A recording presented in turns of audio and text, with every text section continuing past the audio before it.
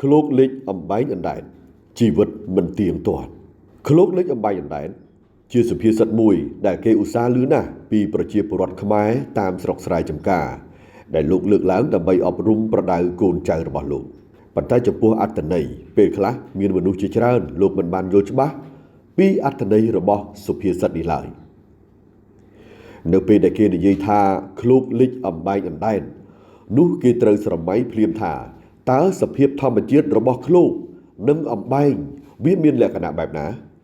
ហើយតើរបស់ទាំងពីរនេះខុសគ្នាដូចម្តេចជាធម្មតាផ្លែឃ្លោកប្រសិនបើនៅមានសាច់ធម្មតាអាចលិចទឹកបានប៉ុន្តែប្រសិនបើគេយកសាច់ចេញហើយនៅសល់តែសម្បកនោះប្រកាសណាស់គឺមិនអាចលិចបានទេចំណែកអំបែងវិញដែលជាបន្ទះបំណែកនៃក្អមឆ្នាំងចានជាដើមជាធម្មតាដាក់ក្នុងទឹកគឺមិនអណ្ដែតនោះឡើយក្នុងន័យនេះបើគេគិតតាមន័យចំនៃសុភាសិតនេះគឺសុភាសិតនេះមិនអាចត្រឹមត្រូវបានទេព្រោះខុសពីសភាពធម្មជាតិរបស់វត្ថុទាំងពីរនេះក៏ប៉ុន្តែតើអ្វីជាអត្ថន័យធៀបដែលចាស់បុរាណលោកចង់សម្ដៅមកលើមនុស្សជាការពិតក្នុងការធៀបមកលើមនុស្សសុភាសិតនេះអាចមានពីរលក្ខខណ្ឌនៃអត្ថន័យដែលគួរយកមកពិចារណាពីគោលបំណងនៃសុភាសិតចាស់បុរាណមួយនេះក្នុងលក្ខខណ្ឌទី1សុភាសិតមួយនេះអាចមានន័យធៀបឃ្លោកទៅនឹងអ្នកមានទ្រព្យអ្នកមានសម្បត្តិធនធានចំណែកអំបែង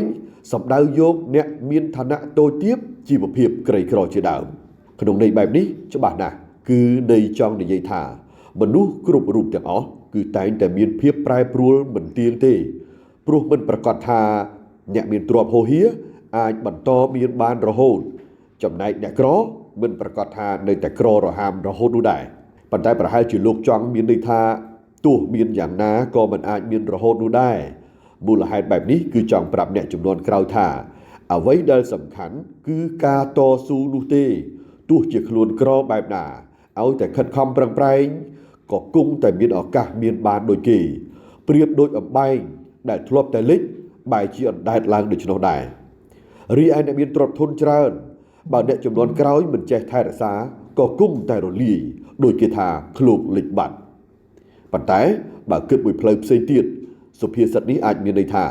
ការប្រៀបធៀបឃ្លោកលិចគឺប្រៀបដូចទៅនឹងអ្នកមានទ្រព្យធនធានច្រើនប៉ុន្តែគ្មានសន្តានល្អក្នុងខ្លួនខ្វះខាត់ផ្នែកគុណធម៌ខ្វះខាត់ផ្នែកសិលធម៌ក៏អាចធ្វើឲ្យជននោះមានការលិចលង់ខ្លួនគ្មានអ្នកឲ្យតម្លៃក្នុងន័យនេះទោះបីបើមានទ្រព្យសម្បត្តិធនធានច្រើនយ៉ាងណាក្តីប៉ុន្តែបើមនុស្សដែលនៅជុំវិញខ្លួនមិនគោរពនឹងឲ្យតម្លៃជននោះគឺប្រៀបបាននឹងឃ្លោកដែលលិចបាត់ដូច្នោះដែរផ្ទុយមកវិញអ្នកក្រអ្នកគ្មានធនធានប៉ុន្តែមានសន្តានល្អក្នុងខ្លួនមានសិលធម៌មានគុណធម៌ចេះជួយអ្នកដទៃច្បាស់ណាស់ទោះបីខ្លួនគេមិនមានទ្រព្យធនក្តីប៉ុន្តែតម្លៃជីវិតរបស់ជននោះត្រូវបានមនុស្សជុំវិញខ្លួនលើកតម្កើងនោះគឺប្រៀបដូចជាអំបែងដែលសឹងតែជាវត្ថុមិនអាចប្រើការបានប្រែក្លាយជារបស់ដែលគេឲ្យតម្លៃខ្ពស់ទៅវិញជាសរុបមកសុភាសិតឃ្លោកលិចអំបែងអណ្ដែតមានទិសដៅយ៉ាងសំខាន់ក្នុងការអប់រំឲ្យអ្នកមានអ្នកក្រត្រូវចេះច្នៃជីវិតរបស់ខ្លួនឲ្យដើរលើវិថីដែលត្រឹមត្រូវព្រោះជីវិតគឺមិនទៀងទាត់ឡើយបាទប្រិមត្តទូរទស្សនិកជនទាំងអស់ជាទីស្នេហានិងជាទីមេត្រីសម្រាប់សុភាសិតខាងលើនេះបុរាណលោកចង់អប់រំកូនចៅឲ្យបានយល់ឲ្យបានដឹងអំពីអ្វីទៅដែលហៅថាឃ្លោកលិចអំបែងអណ្ដែតលោកចង់យកន័យធៀបមកប្រៀបធៀបជាមួយនឹងតថភាពនៃជីវិតរស់នៅរបស់ផលមនុស្សទូទៅនៅលើផែនដីយើងនេះអ្វីដែលជាគោលដៅគឺអត់ចង់ឲ្យមនុស្សអស់សង្ឃឹមនៅក្នុងឆាកជីវិតខណៈដែលខ្លួនឯងកំពុងតែធ្វើអ្វីមួយដែលមិនទទួលបានលទ្ធផលជាផ្លែផ្កាគឺបុរាណចង់រុញឲ្យយើងនឹងនៅតែមានទឹកចិត្តឆន្ទៈវិរិយៈនៅក្នុងការព្យាយាមតស៊ូឲ្យបានមោះមុតដើម្បីបញ្ចប់នៅក្តីសម័យរបស់ខ្លួនបងប្អូនសម័យបន្តិចមើលជាធម្មតាឃ្លោកជារុក្ខជាតិម្យ៉ាងដែលវាអណ្ដែតនៅពេលដែលគេយក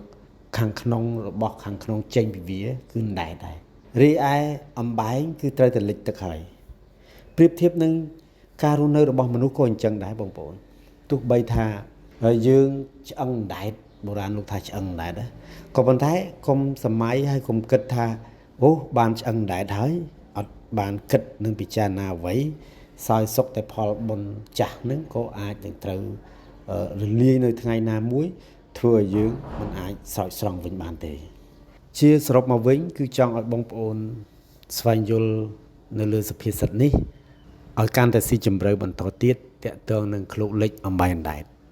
បងប្អូនណាលោកមានចម្ងល់ឬក៏មានសំណួរអាចចូល comment នៅវីដេអូខាងក្រោមនេះហើយបើបងប្អូនគិតថាការធ្វើវីដេអូរបៀបនេះមានអត្ថប្រយោជន៍ដល់បងប្អូនអ្នកទស្សនានិងអ្នកស្ដាប់ក៏សូមបងប្អូនបញ្ចេញយោបល់ដែរបាទថាគាំទ្រអញ្ចឹងទៅបងប្អូនខ្លះថាមិនសូវជាមានអត្ថន័យអញ្ចឹងចង់ឲ្យបដូរជាវីដេអូក៏អាចដែរព្រោះអីយើងនិយាយតែពីជំនឿពេកអត់គិតអំពីតថភាពរស់នៅជាក់ស្ដែងនៅក្នុងសង្គមក៏អត់បានដែរបងប្អូនគឺយើងត្រូវតែចូលរួមចំណែកជាមួយគ្នាតេតើនឹងការរុញលើកទឹកចិត្តទៅដល់យុវជនយុវ័នយុវតីយើងឲ្យលោកមានភាពស្វាហាប់នៅក្នុងការរស់នៅមិនត្រូវពឹងផ្អែកទៅលើលោកឪពុកអ្នកម្ដាយទាំងស្រុងទេធម្មតាសភាវៈរបស់ធម្មជាតិអ្នកកើតមុនត្រូវស្លាប់មុនអ្នកកើតក្រោយត្រូវតែបន្តវេនបាទអញ្ចឹងយើងពឹងផ្អែកជីវិតវរទៅលើឪពុកម្ដាយយើងរហូតឬក៏យ៉ាងណាពេលដែលគាត់នៅរស់គឺគាត់អាចនឹងធ្វើអ្វីសម្រាប់យើងបានចុះបើគាត់អស់បុណ្យអស់កុសលទៅតើយើងទៅពឹងនរណា